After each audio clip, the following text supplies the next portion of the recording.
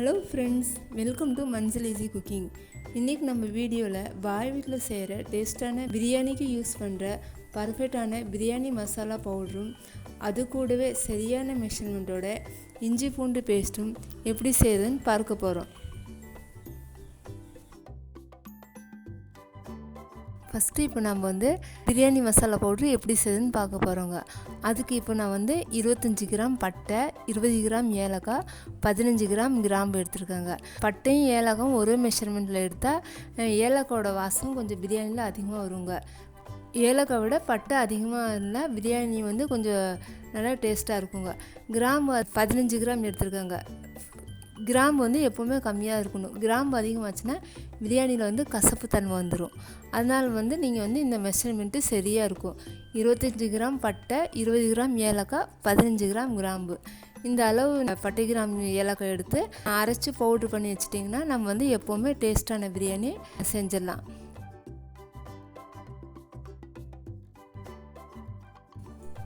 இப்போ நம்ம இது ஒரு மிக்ஸி ஜாருக்கு மாற்றிடலாங்க. நம்ம பட்டையை முழுசாக அப்படியே போடுறதுக்கு பதிலாக நம்ம இந்த மாதிரி பட்டையை சின்ன சின்ன பீஸாக உடச்சி போட்டோன்னா கிராம்பு ஏலக்காயோட பட்டை சீக்கிரமாக சேர்ந்து அரைப்பட்டுருங்க.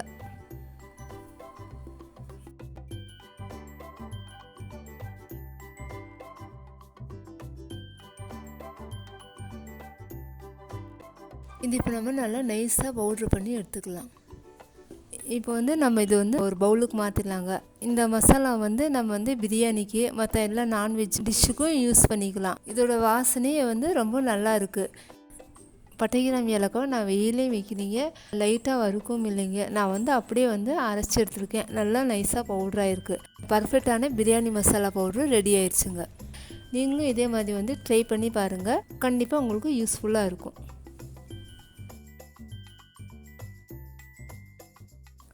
இப்போ நம்ம அடுத்ததாக இஞ்சி பூண்டு பேஸ்ட்டு சரியான மெஷர்மெண்ட்டோட எப்படி அரைக்கிறதுன்னு பார்த்துடலாங்க. அதுக்கு இப்போ நான் 1/4 கிலோ பூண்டுக்கு, அதாவது 250 கிராம் பூண்டுக்கு 150 கிராம் இஞ்சி எடுத்துருக்கேங்க. இது சரியான மெஷர்மெண்ட்டாக இருக்கும். இப்போ இஞ்சியும் பூண்டும் நம்ம ஈக்குவலாக எடுத்தோன்னா இஞ்சியோட ஃப்ளேவர் பிரியாணியில் அதிகமாக இருக்கும். அதனால் இந்த மெஷர்மெண்ட்டு சரியாக இருக்கும். இப்போ நம்ம இஞ்சி பூண்டு பேஸ்ட்டு அரைச்சிடலாங்க. இந்த மாதிரி நம்ம இஞ்சி சின்ன சின்ன பீஸாக கட் பண்ணி போட்டோன்னா இஞ்சி சீக்கிரமாக அரைப்பட்டுருங்க. நம்ம இஞ்சி பாதி அரைப்பட்டதுக்கப்புறமா நம்ம பூண்டும் போட்டு அரைச்சோன்னா அது சரியாக இருக்குங்க. ஃபஸ்ட்டு நம்ம பூண்டோட இஞ்சி போட்டோன்னா பூண்டு அரைப்பட்டுரும், இஞ்சி அரைப்படாதுங்க. இப்போ பாருங்கள், இஞ்சி பாதி அரைப்பட்டுச்சு. இப்போ நம்ம எடுத்து வச்சுருக்க பூண்டு இதில் போட்டு இஞ்சி பூண்டு பேஸ்ட்டு அரைச்சிடலாம். இப்போ பாருங்கள், இஞ்சி பூண்டு பேஸ்ட்டு முக்கால்வாசி அரைப்பட்டுருச்சு. இப்போ நம்ம கொஞ்சமாக தண்ணி ஊற்றி நல்லா நைஸாக கெட்டியாக அரைச்சி எடுத்துக்கலாங்க. நம்ம இஞ்சி பூண்டு பேஸ்ட்டு அரைக்கும்போது அதிகமாக தண்ணி ஊற்றி அரைச்சோன்னா இஞ்சி பூண்டு பேஸ்ட்டு நம்ம ஃப்ரிட்ஜில் ஸ்டோர் பண்ணி வைக்கும்போது அதோட ஸ்மெல்லு மாறிடும். அதனால் நீங்கள் இஞ்சி பூண்டு பேஸ்ட்டு அரைக்கும்போது கம்மியாக தண்ணி ஊற்றி நல்லா கெட்டியாக நைஸாக அரைச்சி எடுத்து வச்சிட்டிங்கன்னா ரொம்ப நாள் வச்சு நம்ம யூஸ் பண்ணலாம். பாருங்கள், இஞ்சி பூண்டு பேஸ்ட்டு எவ்வளோ கெட்டியாக இருக்குது. நம்ம இந்த மாதிரி பிரியாணி மசாலா பவுடரும் இந்த மாதிரி இஞ்சி பூண்டு பேஸ்ட்டும் நம்ம வீட்டில் எப்போவுமே ரெடி பண்ணி வச்சுட்டா நம்ம பிரியாணி மற்ற நான்வெஜ் டிஷ்ஷெல்லாம் எப்போவுமே நம்ம செய்கிறதுக்கு நம்மளுக்கு ஈஸியாக இருக்கும். அவ்வளோதாங்க, பர்ஃபெக்டான பிரியாணி மசாலா பவுட்ரு இஞ்சி பூண்டு பேஸ்ட்டும் ரெடி ஆயிடுச்சு. வீட்டில் கண்டிப்பாக நீங்களும் ட்ரை பண்ணி பாருங்கள். பர்ஃபெக்டான பிரியாணி மசாலா பவுட்ரும் இஞ்சி பூண்டு பேஸ்ட்டு வச்சு 1 கிலோ சிக்கன் பிரியாணி ஈஸியாக எப்படி செய்கிறதுன்னு நம்ம அடுத்த வீடியோவில் பார்க்க போகிறோங்க.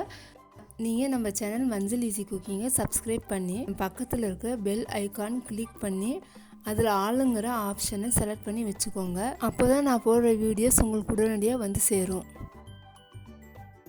இந்த வீடியோ உங்களுக்கு பிடிச்சிருந்தால் லைக் பண்ணுங்கள், ஃப்ரெண்ட்ஸ் அண்ட் ஃபேமிலிக்கு ஷேர் பண்ணுங்கள். மறக்காமல் மஞ்சள் ஈஸி குக்கிங்க்கு சப்ஸ்கிரைப் பண்ணுங்கள். தேங்க்யூ.